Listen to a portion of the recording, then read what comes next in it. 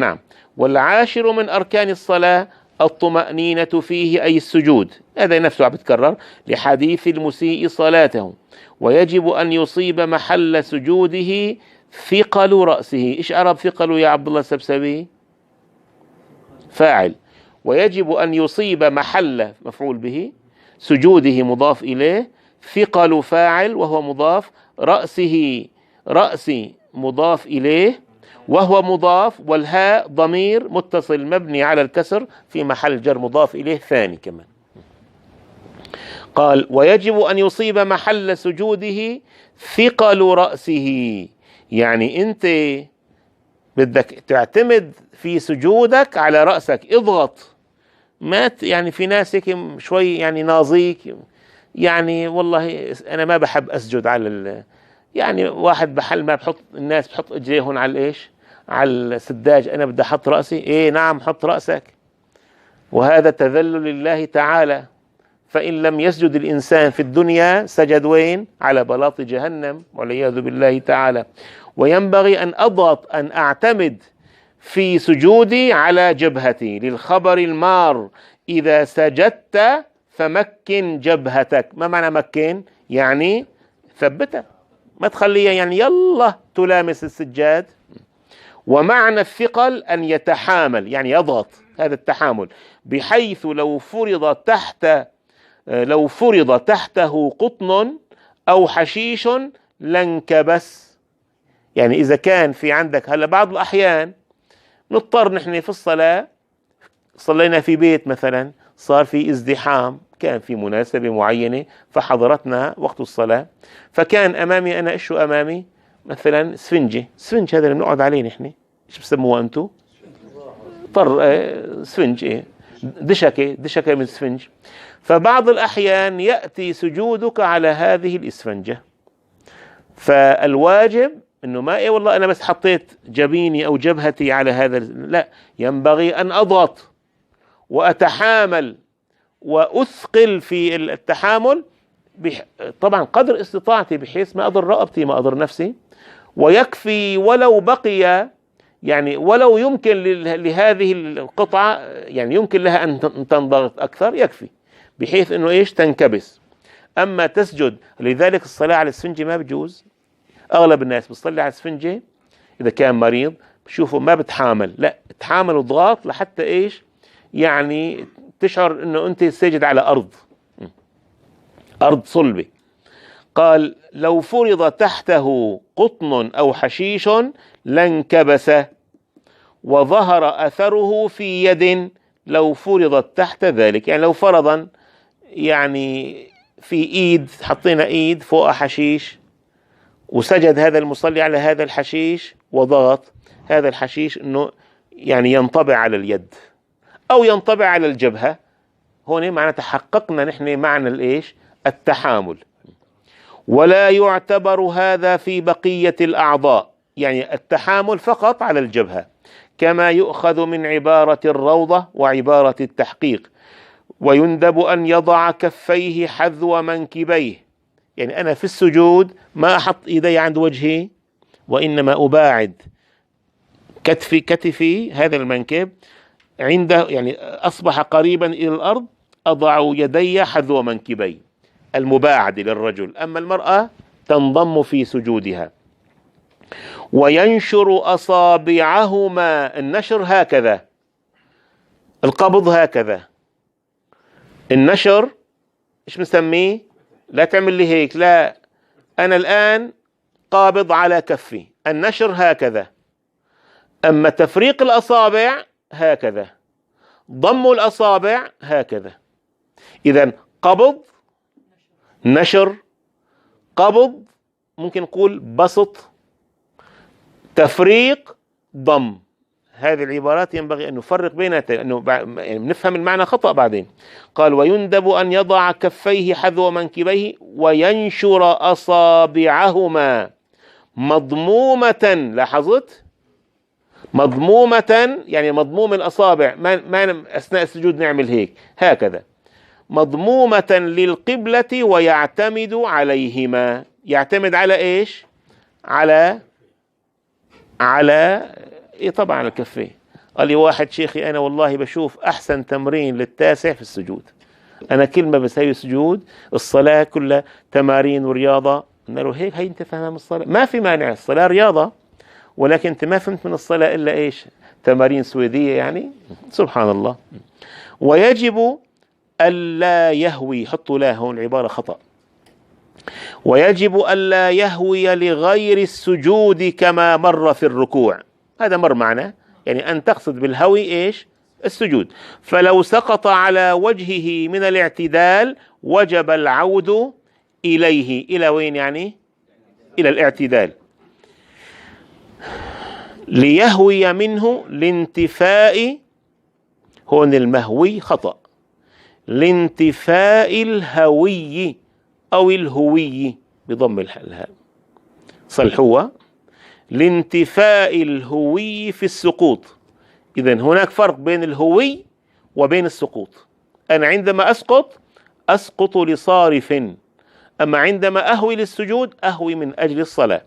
فإن سقط عن الهوي لم يلزمه العود. أنا بالأساس هويت للصلاة، ولكن أنا هاوي قبل ما أصل للسجود يعني ب25 سنتي، ظهري ما حملني، نزلت فرد نزلة، صح سجودي لأنني سقطت من إيش؟ من الهوي ولم أسقط من الاعتدال.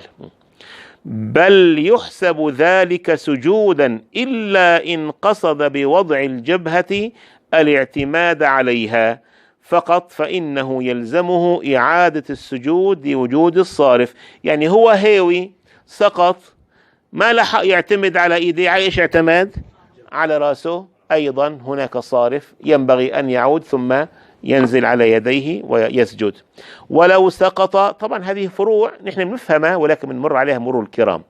ولو سقط من الهوي او الهوي على جنبه فانقلب بنية السجود او بلا نية او بنيته ونية الاستقامة وسجد أجزأه. وقع على جنبه، بعد ما وقع على جنبه جلس ونوى السجود سجد، أو ما نوى السجود أطلق صح سجوده.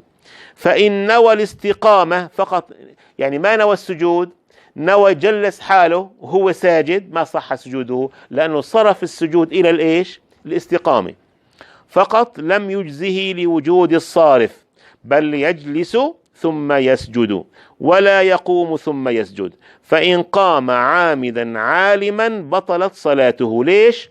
لأنه سقط من الهوي، ما سقط من الاعتدال أو من الوقوف، كما صرح به في الروضة وغيرها. وإن نوى مع ذلك صرفه عن السجود بطلت صلاته. يعني إذا نوى في نزوله صرف عمدا طبعا عن السجود بطلت صلاته، لأنه زاد فعلا لا يزاد مثله في الصلاة عامدا. دائما خذوا قاعدة في الصلاة، أي ركن تضيفه عمدا تبطل صلاتك، سهوا ما في مشكلة. يعني أنا بدي أسجد 3 مرات بصح صلاتي عمدا. أما إذا سجدت 3 مرات سهوا، أنا شكيت عجب أنا هذا السجود الثاني للأول، ما في مانع أبني على الأقل وأسجد سجود ثاني. ويجب في السجود أن ترتفع أسافله على أعاليه.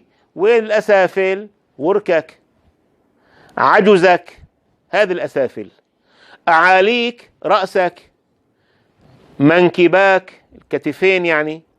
يعني بصير أنا مثلا أسجد أنا على هذه الطاولة، بصير أنا ماني مريض، أنا قائم ركعت، عندما أسجد على هذه الطاولة رأسي أعلى أم عجزي؟ الرأس أعلى، ما صح سجودي. لا بد من السجود في حالة يكون الرأس أوطى أدنى من العجز والورك، هذا شرط من شروط السجود. قال ويجب في السجود، لاحظ كلمة يجب، حط تحتها خط. ويجب، ما قال لك يندب ولا قال لك يسن. ويجب في السجود أن ترتفع أسافله على أعاليه. اكتب الأسافل، العجز والإيش والورك. والأعالي الرأس والكتفين للاتباع كما صححه ابن حبان. فلو صلى في سفينة مثلا ولم يتمكن من ارتفاع ذلك لميلانها صلى على حسب حاله ولزمته الإعادة لأنه عذر نادر. أنا في السفينة هكذا الموج عالي أو ميلة على طرف، وأنا بدي أتوجه لوين؟ لجهة القبلة، هكذا ميل السفينة بحيث أنا إذا سجدت على أرض السفينة يبقى رأسي أعلى من عجزي، يلزمني صحة صلاتي يعني سجودي لا يمكن أن أغير، ويلزمني الإعادة. ليش يلزمني الإعادة؟ لأنه هيك أحداث بتكون نادرة، وخاصة الآن السفن الكبيرة لا يمكن أنه تتحرك، فلو حدث هذا الشيء نصلي ويلزمنا الإعادة. نعم إن كان به علة لا يمكنه معها السجود إلا كذلك صح. قلنا المريض دائما، المريض لا حرج على المريض. فإن أمكنه السجود على وسادة بتنكس أو بتنكيس لزمه لحصول هيئة السجود بذلك. لاحظت يا أبو حسن؟ هي العبارة لك المريض، عم بقول لك فإن أمكنه السجود على وسادة بتنكيس، يعني بده ينكس راسه لتحت، لزمه لحصول هيئة السجود بذلك. يعني نحن إذا حققنا هيئة السجود ولو كنا مرضانين أفضل. أو بلا تنكيس لم يلزمه السجود عليها. يعني أنت الآن إذا بدك تحط طاولة أمامك وتحط مخدة، أنت مريض ما بتستطيع تصلي على الأرض وتسجد على مخدة، الآن الأسافل أعلى أم الأعالي؟ لا، الأعالي أعلى والأسافل ظلت واطية. ففي هذه الحالة لا يلزمني أن أسجد، وإنما يندب يستحب يعني. أما إذا كنت أستطيع أن أسجد على وسادة وفي هذه الحالة تكون الأعالي أسفل والأسافل أعلى، هنا يلزمني أن أفعل ذلك لحصول هيئة السجود. بل يكفيه الانحناء الممكن بالنسبة للمريض اللي ما بيحسن بساوي رأسه أدنى، خلافا لما في الشرح الصغير.